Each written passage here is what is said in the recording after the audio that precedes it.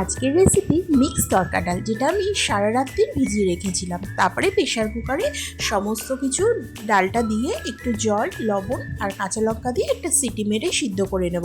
তারপর কড়াইতে তেল গরম করে তার মধ্যে গোটা জিরে এবং পেঁয়াজ, আদা কুচি সমস্ত পরপর আমি দিয়ে দেবো। দেখুন, আমরা কিন্তু কেউই প্রথম থেকে পাকা রাঁধুনি হয়ে যাই না। রান্না করতে করতে, চেষ্টা করতে করতে শেখা আমাদের। আর প্রথমেই যে কেউ খুব ভালো রান্না করবে এমনটাও ভাবা উচিত না। বাড়ির লোক যদি সহযোগিতা করে অনেকটাই সহজ হয়ে যায়।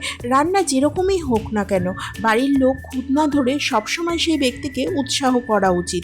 দেখবেন একদিন এই মানুষটি সবার থেকে ভালো রান্না করতে পারছে আর আপনাদেরকেও নিত্য নতুন খাবার পরিবেশন করছে।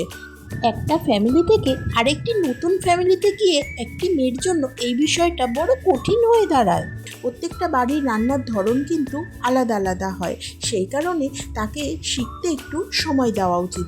প্রথম থেকেই কখনো আশা করা উচিত না যে আপনার পছন্দ মতো সেই মেয়েটি এসেই আপনার পছন্দ মতো রান্না করতে পারবে। দেখুন, আপনাদের সাথে গল্প করতে করতে আমার মশলাটা একদম কষানো হয়ে গিয়েছে। তারপর ডাল সিদ্ধ করে রেখেছিলাম, সেটাও আমি ঢেলে দিলাম এবং এটা একটু মিশিয়ে ভালোভাবে ফুটিয়ে নিলেই রেডি হয়ে যাবে আমার আজকের মিক্সড তরকা ডাল। এই রেসিপিটি খেতে অত্যন্ত সুন্দর এবং খুব সহজ। আজকে আমি তরকা ডালটি রুটির সাথে সার্ভ করছি। আপনাদের আমার ভিডিও যদি কোথাও একটু ভালো লেগে থাকে, একটা সাবস্ক্রাইব কিন্তু অবশ্যই করে দেবেন। সবাই ভালো থাকবেন।